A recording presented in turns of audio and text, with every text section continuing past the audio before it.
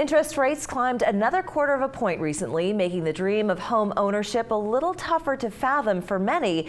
But should you sit this dream out altogether? Well, joining us with perspective on the real estate industry is RE/MAX President and CEO Nick Bailey. It's good to have you with us. Thanks. Great to be here. Yeah, those rising interest rates, a real discouragement for a lot of people who need to take out mortgages. What is the trend right now? What are we seeing? Well, it's the question on most people's mind. And first and foremost, the spring market is here. And there are a couple of bright spots that people should know about. One, when you look at February to March, sales were up 30%, but March to April dropped just a little bit because of the recent rise in rates. But there's a little more going on, which is inventory is still really low. Look at the Charleston market. It's still a pretty hot market. Prices are up 10% year over year, which is tough for a lot of buyers. But that's because there's still a shortage of inventory. And that's driven by the fact that a lot of move-up buyers are not coming to the spring market. It's estimated 90% of homeowners have an interest rate less than 5%, and of those, 50% are less than 3.5%. But there's good news for buyers. Houses are not selling on average above list price.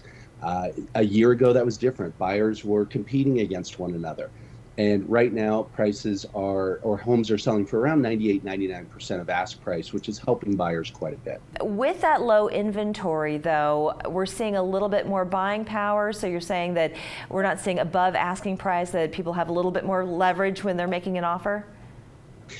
Absolutely. And you're right. You are in a pretty popular place. And so as you compare to kind of the West Coast, people say, what's happening across the nation? What we're seeing is prices are having more pressure and going down on the West Coast, like in California, but that's not uncommon because the prices are extremely high in that area. You still have a pretty reasonable price, and it may not sound like reasonable to many buyers when it's come up as much as it has, and the median is well into the high 400s. But there's something else that you mentioned, rates, that buyers should keep in mind. We've only been talking about the 30-year fixed rate because it was so historically low. And that's not the only product out there. There are adjustable rate mortgages. You can do a buy down on the interest rate. There are many options that were more than 35% of the market pre-pandemic. And those type of options can bring buyers in at a lower interest rate.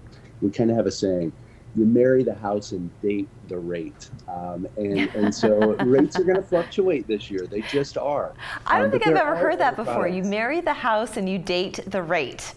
Date the rate, because you can always change the rate or refinance, but make sure you've got a good agent, a good lender that's really walking you through what options you have, because it's not just the 30-year fixed.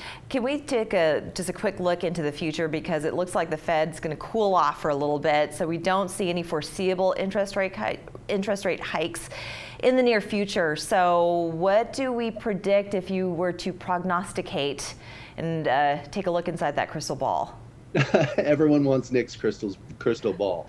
No promises on it, but yeah, I think what we're going to see is it's taken a lot to cool inflation. We all know that that's what's happening with the rate, but the short-term rates that the Fed increases, it has an indirect tie to mortgage rates. Mortgage rates are tied on the 10-year Treasury. So in some of these rate hikes, rates have actually come down a little bit.